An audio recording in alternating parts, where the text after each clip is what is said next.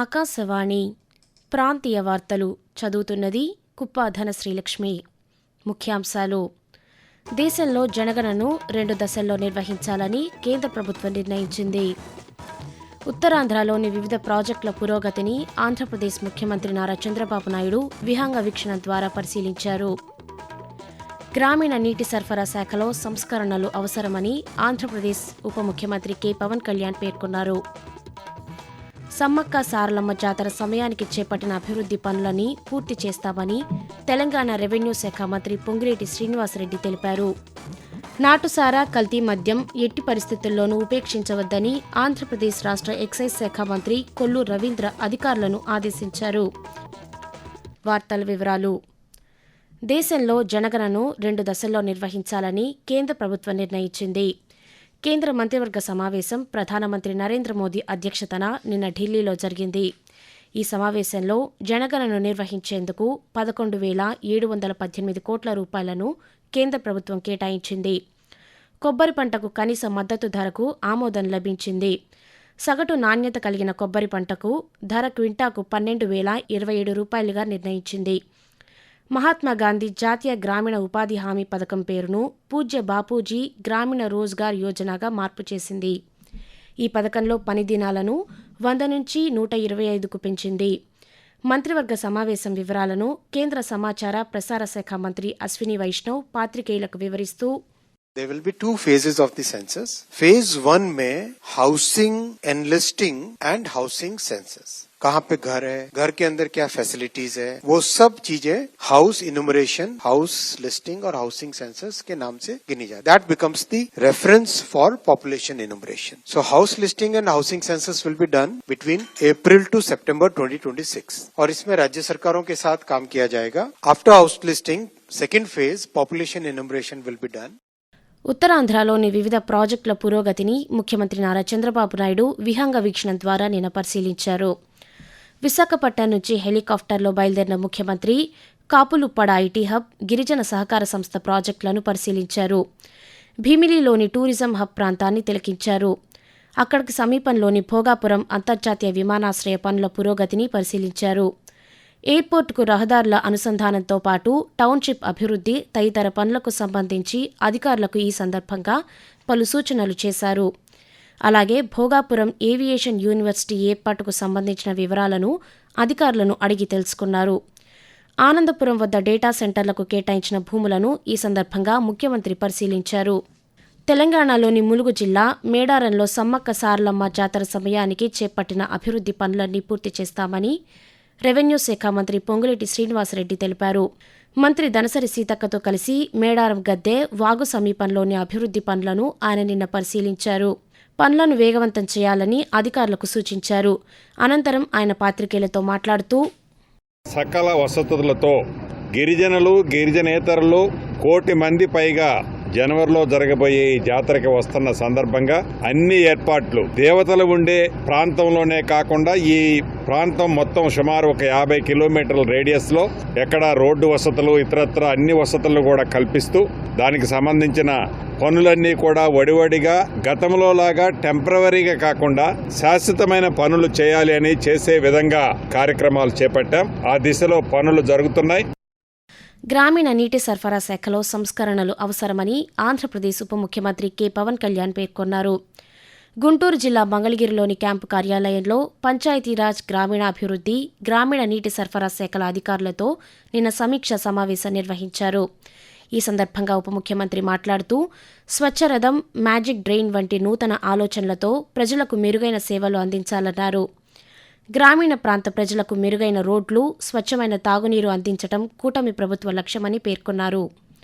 Jal Jeevan machine పనులపై నిరంతర పర్యవేక్షణ చేసేలా సాంకేతికతపరమైన మార్పులను తీసుకురావాలన్నారు. ఆకాశవాణి ప్రాంతీయ వార్తలు వింటున్నారు. నాటుసారా, కల్తీ మద్యం ఎట్టి పరిస్థితుల్లోనూ ఉపేక్షించవద్దని ఆంధ్రప్రదేశ్ రాష్ట్ర ఎక్సైజ్ శాఖ మంత్రి కొల్లు రవీంద్ర అధికారులను ఆదేశించారు. విశాఖపట్నంలో ఎక్సైజ్ శాఖ అధికారులతో నిన్న సమీక్ష సమావేశం నిర్వహించారు. ఈ సందర్భంగా మంత్రి మాట్లాడుతూ, అక్రమ మద్యం నివారించడంలో సమిష్టిగా కృషి చేయాలని సూచించారు. బెల్ట్ షాపులపై ఉక్కుపాదం మోపాలని అధికారులను ఆదేశించారు. ఓటర్ల జాబితాల ప్రత్యేక సమగ్ర సవరణ ఎస్ఐఆర్ కోసం ప్రత్యేక జాబితా పరిశీలకులను కేంద్ర ఎన్నికల సంఘం నియమించింది. పశ్చిమ బెంగాల్, తమిళనాడు, ఉత్తరప్రదేశ్, గుజరాత్, కేరళ, మధ్యప్రదేశ్, ఛత్తీస్గఢ్, రాజస్థాన్లో ప్రత్యేక సమగ్ర సవరణ ఎస్ఐఆర్ ఓటర్ల జాబితాలను వీరు పరిశీలించనున్నారు. మొత్తం ప్రక్రియ సజావుగా, పారదర్శకంగా పూర్తయ్యేలా చూసుకోవడానికి ప్రత్యేక జాబితా పరిశీలకులు ఆయా రాష్ట్రాల అధికారులతో భౌతికంగా లేక వర్చువల్గా సమావేశాలను నిర్వహించనున్నట్లు తెలిపారు. అర్హులైన ఏ ఓటర్లు జాబితా నుండి తొలగించబడకుండా, ఓటర్ల జాబితాలో అనర్హులైన వ్యక్తులు ఎవరూ చేర్చబడకుండా ఈ ప్రక్రియను పర్యవేక్షిస్తారని పేర్కొంది. బొగ్గు గనుల రంగంలో కేంద్ర ప్రభుత్వం అనేక సంస్కరణలు తీసుకువచ్చిందని కేంద్ర బొగ్గు గనుల శాఖ మంత్రి జి. కిషన్ రెడ్డి తెలిపారు.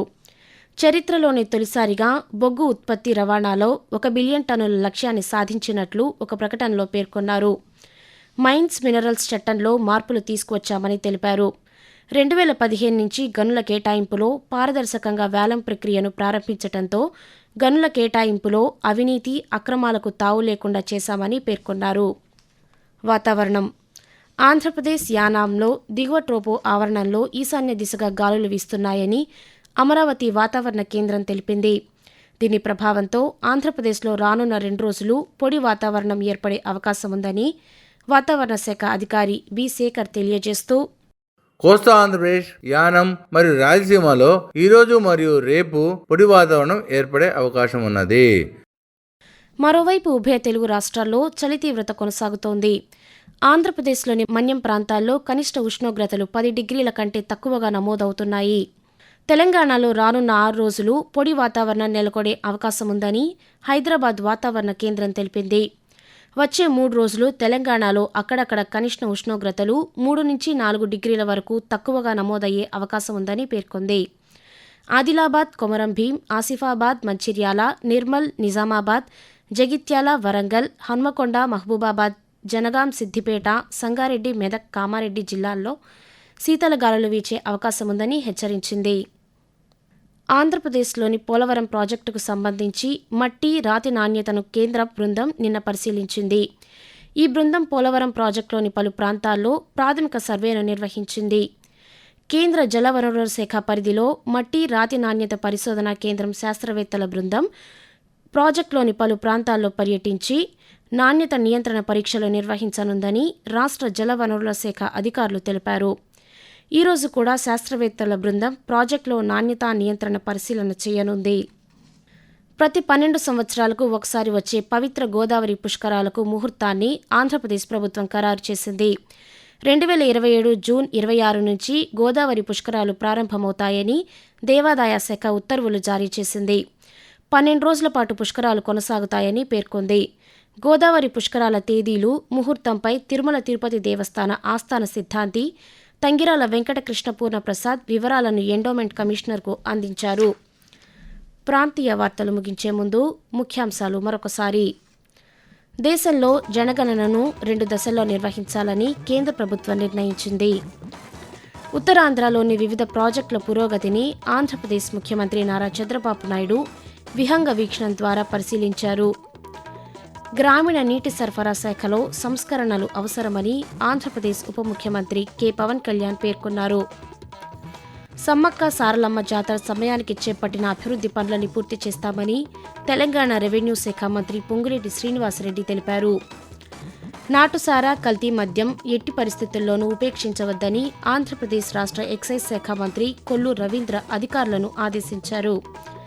ఆకాశవాణి ప్రాంతీయ వార్తలు ఇంతటితో సమాప్తం. తిరిగి 7 గంటల 5 నిమిషాలకు జాతీయ వార్తలు వింటారు.